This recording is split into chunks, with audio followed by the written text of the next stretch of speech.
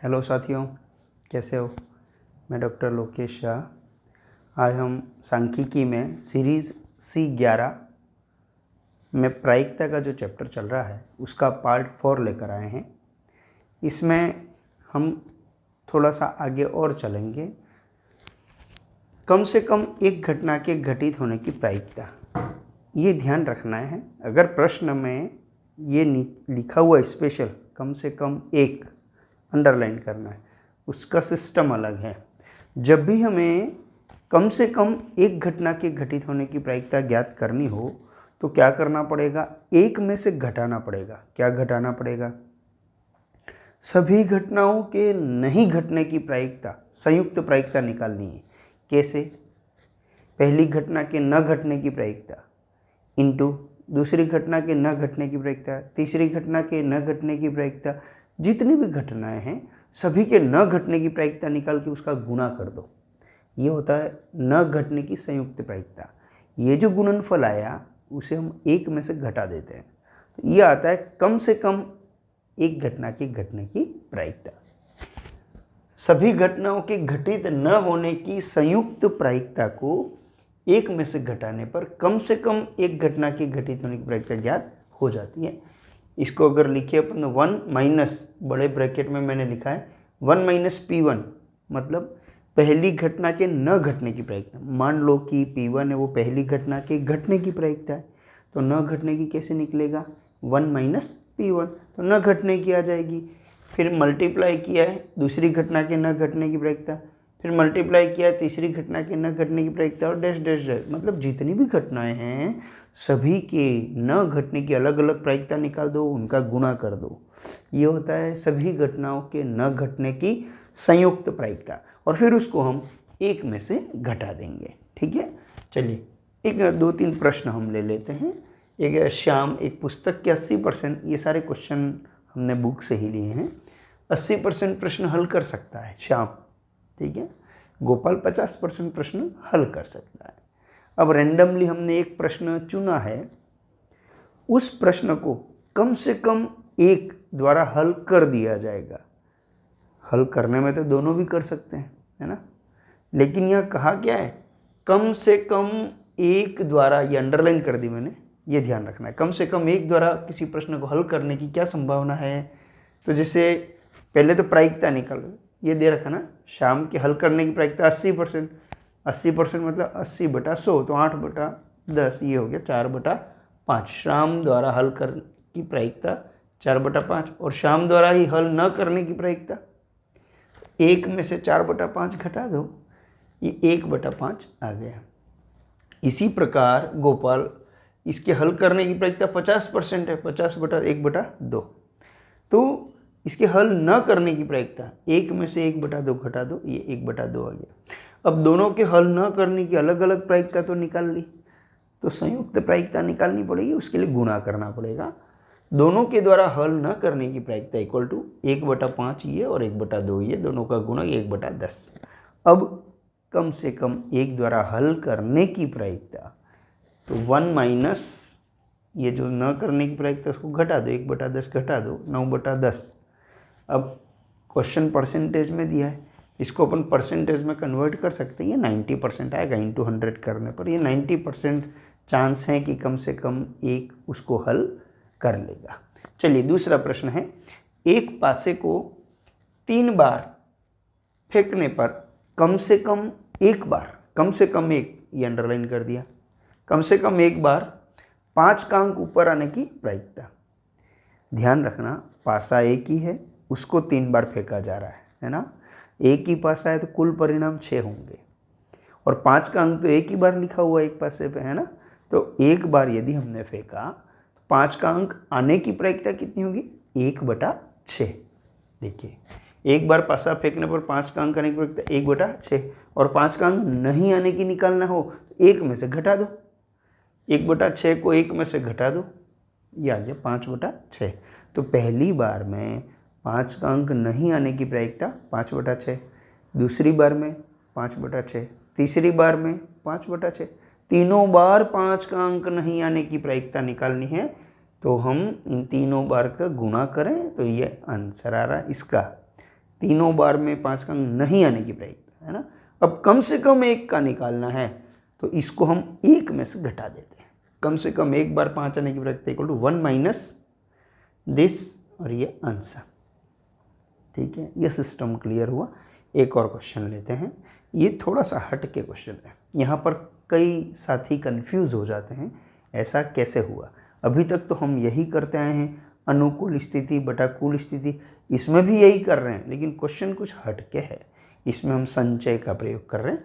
एक थैले में 10 गेंदें हैं, ठीक है, और 10 में से 3 लाल हैं, इसका मतलब 7 है वो दूसरे कलर की है। क्या प्रायिकता है कि 2 गेंदों के निकालने पर 2 गेंद एक साथ निकल रही। अब यहाँ आपको ध्यान रखना है, एक एक करके नहीं निकालिए, एक गेंद नहीं निकालिए, 2 गेंद एक साथ निकालिए। गेंद का निकलना ये कॉम्बिनेशन संचय में आता है, संचय से होगा। 2 गेंदें एक साथ निकाली हैं, कम से कम 1 लाल होने की प्रायिकता निकालनी है। लाल कितनी है? 3। केवल 1 गेंद निकाली होती और ये पूछा होता कि लाल होने की प्रायिकता, तो 3/10 कर देते, क्योंकि कुल गेंद 10 है और लाल गेंद 3 है।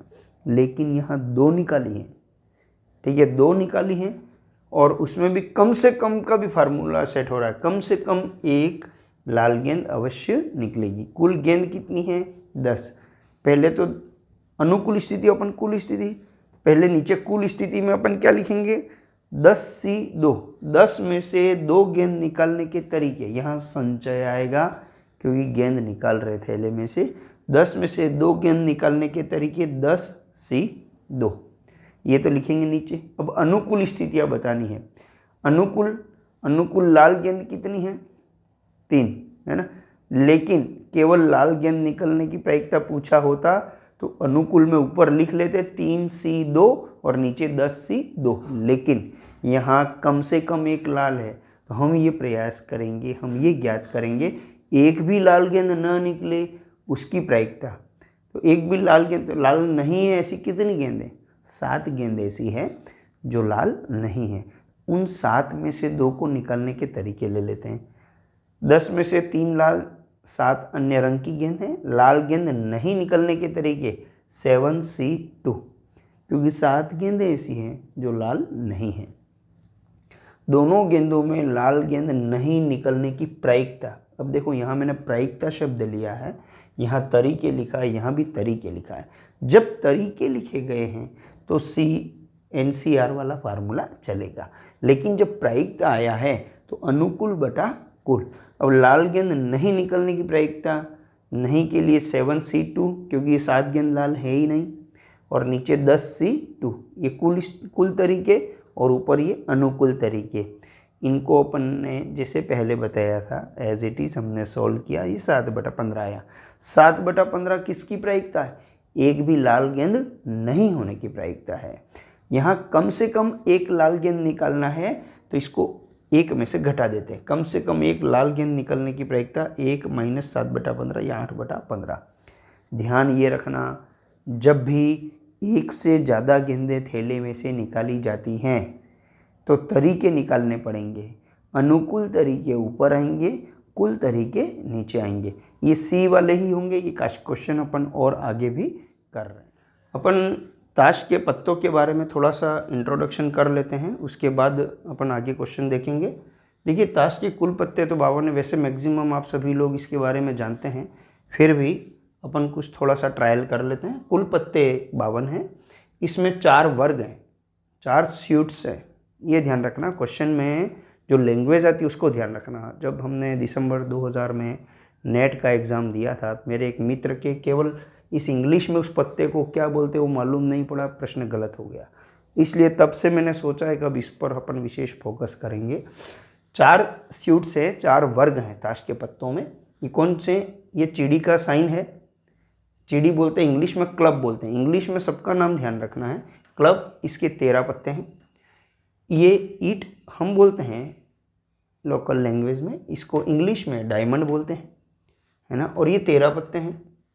ये दिल बोल देते हैं हम, ये लाल पान का पत्ता है, और ये सिंबल ऐसा रहता है, इसको हर्ट बोलते हैं, और इसके 13 पत्ते हैं। और ये पान है, लेकिन इसका उल्टा है, ये काला पान है, काले कलर का पान है, इसको हुक्म बोलते हैं, इंग्लिश में स्पेड बोलते हैं इसको, और 13 पत्ते इसके हैं।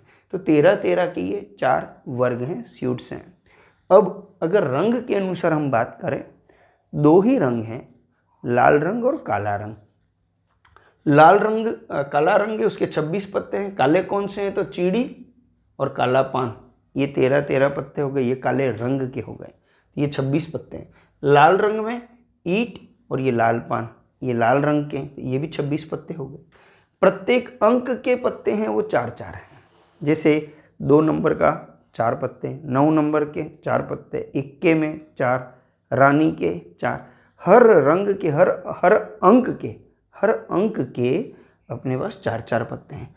चित्र वाले पत्ते, चित्र बने हुए, एक तो गुलाम पे चित्र बना हुआ है, रानी पे बना हुआ है और बादशाह पे बना हुआ है, तो ये कुल 12 पत्ते हैं। इक्के को अपन बोलते हैं एस बोलते हैं, है ना, एस बोलते हैं, और इसके 4 हैं। बादशाह को किंग बोलते हैं, राजा भी बोलें, किंग, इसके 4 पत्ते हैं। रानी को बेगम भी बोलते हैं, क्वीन, इसके 4 हैं। और गुलाम, इसको जैक बोलते हैं, इसके भी 4 पत्ते हैं। अब हम बात करते हैं सप्रतिबंध प्रायिकता, कंडीशनल प्रोबेबिलिटी। हालांकि ये पहले हम गुणन प्रमेय में पढ़ चुके हैं। आश्रित घटनाओं में सप्रतिबंध प्रायिकता होती है। तो सब आश्रित घटनाएं कौन सी? जिसमें पहली घटना जो घट चुकी है ना, वो दूसरी घटना को प्रभावित करती है। एक घटना का प्रभाव दूसरी घटना पर होता है, तो उसे हम आश्रित घटनाएं कहते हैं।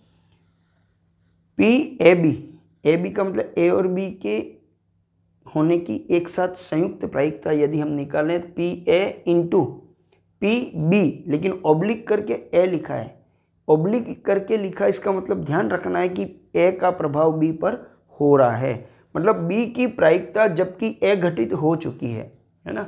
इसी तरह ऐसा भी कह सकते हैं, मान लो बी घटना पहले घट चुकी है, तो ए की प्रायिकता जबकि बी घटित हो चुकी है।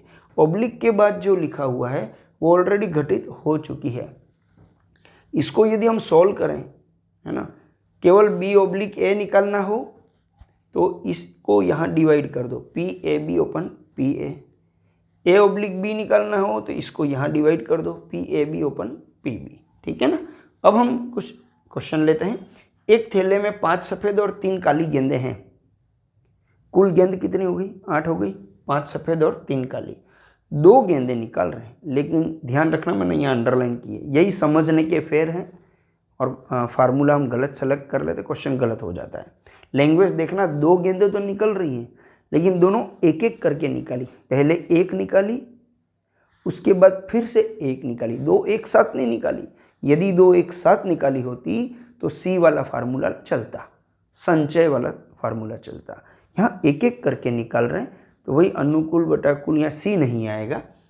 एक एक करके निकाली गई 2 गेंदें हैं, और गेंद को वापस थैले में नहीं डाला गया। देख लो, ये कंडीशनल प्रोबेबिलिटी हो गई, है ना।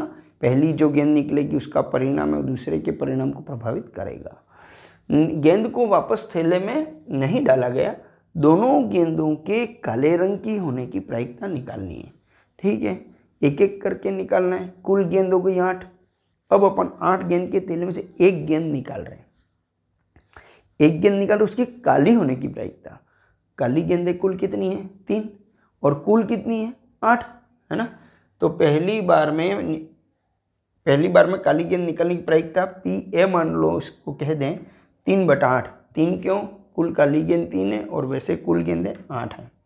अब जो एक गेंद निकाली ना, उसको बाहर रख दिया। थैले में कितनी गेंद है? कुल 7।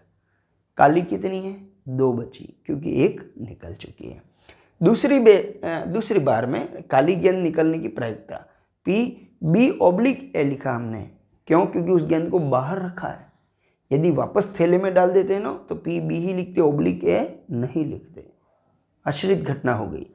तो अब प्रायिकता हो गई 2/7, क्योंकि काली अब 2 बची और कुल 7 बची है। दोनों बार काली गेंद निकलने की प्रायिकता गुणा कर दो इनका, 3/8 इंटू 2/7, ये 3/28। ठीक है, ये ध्यान रखना, ये एक एक करके निकल रही है दोनों गेंद। चलिए अगला प्रश्न हम लेते हैं फिर। 52 पत्तों की ताश की गड्डी में से ये लिखा हुआ है 52। ताश में की गड्डी में 52 ही पत्ते होते हैं, लेकिन यहाँ लिखा हुआ है ताकि इसमें जोकर वगैरह हमको नहीं गिन लेना है। 52 पत्तों की ताश की गड्डी में से एक एक करके, देखिए हमने अंडरलाइन कर दिया इसको, एक एक करके 3 पत्ते निकाले गए। पहले एक निकाल दिया, फिर दूसरा निकाला, फिर तीसरा निकाला, एक साथ 3 नहीं निकाले, तथा उन्हें गड्डी में वापस नहीं डाले गए, उनको वापस नहीं रखा। जो निकाला उसको हमने बाहर रख दिया। इन पत्तों के क्रमशः, ये ध्यान रखना यहाँ क्रमशः लिखा है, इसी क्रम में आने चाहिए। क्रमशः बेगम मतलब क्यू, बादशाह अर्थात के, और गुलाम अर्थात जे होने की प्रायिकता। पहला पत्ता कौन सा निकलना चाहिए? बेगम का। अब 52 पत्तों की गड्डी है, कुल तो हो गए 52, एक पत्ता खींचा, अब वो बेगम का निकलना चाहिए। कुल क्यू कितना है? 4 है, तो पहला पत्ता बेगम का निकलने की प्रायिकता 4/52। अब ये जो पत्ता निकला ना, उसको हमने साइड में रख दिया। अब गड्डी में कितने पत्ते बचे? 51 पत्ते बचे। दूसरा पत्ता हम निकाल रहे हैं, वो कौन सा आना चाहिए? बादशाह। गड्डी में बादशाह कितने? 4, तो दूसरा पत्ता बादशाह होने की प्रायिकता 4/51। ये पत्ता भी हमने बाहर रख दिया। गड्डी में कितने बचे? 50। तीसरा पत्ता निकल रहा है, वो कौन सा होना चाहिए? गुलाम। तीसरा पत्ता गुलाम निकलने की प्रायिकता, गुलाम 4 है ना, 4/50। अब इन तीनों की संयुक्त प्रायिकता निकालेंगे, गुणा कर दें तीनों को। अभिष्ट प्रायिकता, अभिष्ट का मतलब जो उत्तर में पूछा है वो निकल जाएगा। अभिष्ट प्रायिकता इक्वल टू तीनों का गुणा किया और ये आंसर। एक थैले में 10 स्वर्ण और 8 चांदी के सिक्के हैं। 10 सोने के सिक्के, 8 चांदी के सिक्के हैं, कुल थैले में 18 सिक्के हैं। थैले में से 2 बार 3-3 सिक्के, ये ध्यान रखना है, एक एक करके नहीं निकल रहे हैं, एक साथ 3 सिक्के। एक से ज़्यादा जब भी सिलेक्शन होगा तो सी वाला फार्मूला चलेगा, संचय वाला। थैले में से 2 बार 3-3 सिक्के निकल रहे हैं, ठीक है। पहली बार में तीनों स्वर्ण सिक्के होने चाहिए, सोने के निकलने चाहिए, और दूसरी बार में तीनों चांदी के निकलने चाहिए। ये प्रायिकता हमें ज्ञात करनी है, लेकिन शर्त है, 2 स्थितियां दे रखी हैं। यदि पहली बार में निकाले गए सिक्के वापस थैले में डाल दें तो फिर स्वतंत्र घटनाएं हो गई, है ना, कोई प्रभाव नहीं पड़ेगा पहली घटना का दूसरी घटना पर। दूसरी स्थिति है, पहली बार में निकाले गए सिक्के वापस थैले में न डालें, यह आश्रित घटना हो गई, क्योंकि पहली बार का परिणाम दूसरी बार के परिणाम को प्रभावित करेगा। चलिए, सबसे पहली स्थिति हम ले लेते हैं कि सिक्के वापस थैले में डाल दें। सिक्के थैले में वापस डाल दें, कुल सिक्के तो 18 हो गए। अब थैले में 18 सिक्के हैं, एक बार में हम 3 सिक्के निकाल रहे हैं। 3 सिक्कों को सेलेक्ट करने के तरीके कुल कितने? 18। 18 में से 3 निकालने के तरीके 18C3। अब अपने को कौन से चाहिए? सोने के। अनुकूल स्थिति निकालनी है। सोने के कितने? 10, तो 10 में से 3 निकालने के तरीके 10C3। तो ये अनुकूल स्थिति तो हो जाएगी ऊपर 10C3, और नीचे कुल स्थिति 18C3। इसको सोल्व करें, ये आंसर है। अब पहली बार में तो ये निकल गए, अब ये तीनों सिक्के वापस थैले में डाल दिए, तो कुल कितने रहे? 18। तो 18 में से 3 निकालने का तरीका तो 18C3 है, लेकिन अब दूसरी बार कौन से निकलने हैं? चांदी के, और चांदी के कितने? 8। 8 में से 3 निकालने के तरीके 8C3 और नीचे 18C3, और इसका आंसर ये आया। अब अभिष्ट प्रायिकता मतलब ये और ये दोनों का गुणा कर दो, ये आ गया प्रायिकता। कौन सी? कि दोनों बार में 3-3 सिक्के निकाले, पहली बार में तीनों स्वर्ण और दूसरी बार में तीनों चांदी के सिक्के निकले, उसकी प्रायिकता जबकि सिक्के वापस डाल दिए गए। अब सेकंड केस है कि सिक्के थैले में न डाले जाएं, है ना। तो पहली बार में शर्त निकालना तो वही है कि पहली बार में 3 सोने के और दूसरी बार में तीनों चांदी के निकले। तो पहली बार में तीनों स्वर्ण सिक्के निकलने की प्रायिकता एज इट इज़ ऊपर जैसा किया वही 10C3 18C3 और ये आंसर। लेकिन अब वो 3 सिक्के साइड में कर दिए, अब थैले में कितने बचे? 15। 15 में से 3 निकालने के तरीके कितने हो जाएंगे? 15C3, वो तो आएंगे नीचे। ऊपर चांदी के कितने? थैले में 8, तो 8 में से 3 निकालने के तरीके 8C3। तो दूसरी बार में तीनों चांदी के सिक्के निकलने की प्रायिकता 8C3/15C3, इसका ये आ गया। और अभिष्ट प्रायिकता कुल प्रायिकता निकालनी है तो दोनों का गुणा कर दो कि पहली बार तीनों सोने के और दूसरी बार तीनों चांदी के निकालने की कुल प्रायिकता जो है गुणा किया तो ये आया। अब यहाँ कंफ्यूज नहीं होना, इससे पहले मैंने सवाल किया था उसमें एक एक करके निकाल रहे थे तो अनुकुल बटा कुल डायरेक्ट अंक आ गए थे, सी नहीं था। जब भी हम निकालते हैं चयन करते हैं उसमें एक से ज़्यादा क्वांटिटी हो तब हमेशा आपको ये सी वाले फार्मूले चलाने पड़ेंगे। नीचे तो कुल कितनी स्थिति कुल वस्तुएं जो हैं उसमें से कितने निकालने, और ऊपर जो है वो पर्टिकुलर जो निकालना है वो कुल कितनी है संख्या उसमें से ये निकालने। ये ध्यान रखना, इसी वाला फार्मूला कब चलेगा जब हम एक बार में एक से ज़्यादा निकालते हैं तब हमें ये सी वाला फार्मूला चलाना पड़ेगा। इस वीडियो को हम यहीं समाप्त करते हैं। धन्यवाद।